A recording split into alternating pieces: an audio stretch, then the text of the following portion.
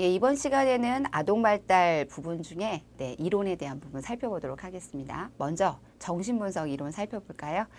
제일 먼저 정신분석 이론 하면 프로이드라는 사람을 기억하셔야 됩니다. 그래서 프로이드의 심리성적 발달 이론이라고 하는 것을 가장 먼저 우리가 볼 수 있는데요.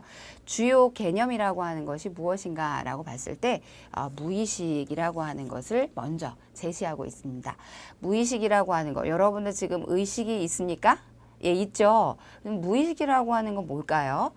정신 기능은 의식과 무의식 이렇게 두 가지 차원에서 찾아볼 수 있는데, 무의식적 마음에 어떤 상처나 손상 뭐 이런 것들이 있을 때 뭔가 병의 원인이 된다라고 이렇게 보는 과정이에요. 그래서 우리가 무의식적인 과정에서 나는 무의식적으로 뭔가 슬픈 감정을 느낀다라고 하는 그런 느낌들을 받아 보신 적이 있나요?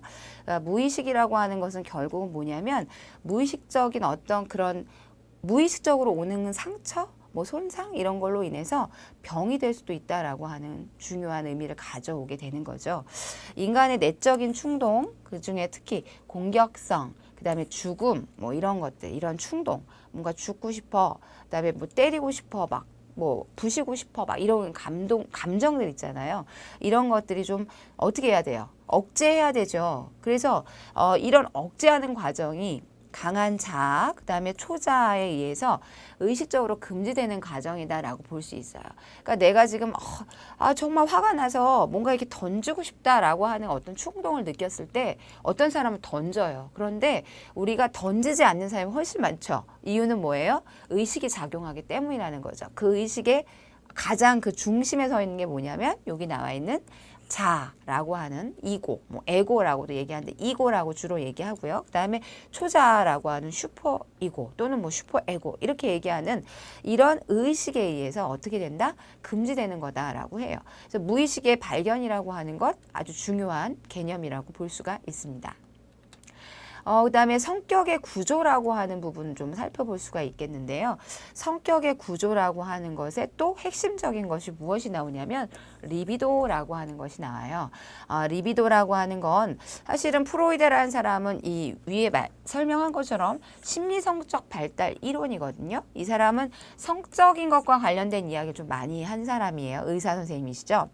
그래서 리비도라고 하는 개념 자체도 성본능이라고 하는 것과 관련이 되어 있는데, 이 성본능이 어떠냐? 성격 발달에 가장 큰 영향을 미친다라고 봐요. 그래서 이 성본능에 내재하고 있는 정신적인 에너지를 무엇이라고 한다? 네, 리비도라고 한다. 이렇게 설명하고 있습니다. 그래서 정신적인 에너지인데 어떤 거냐면 우리가 인간이 갖고 있는 성본능에 내재하고 있는 정신적인 에너지다라고 보는 것이 바로 리비도다. 이렇게 정의를 좀 내리면 좋겠습니다.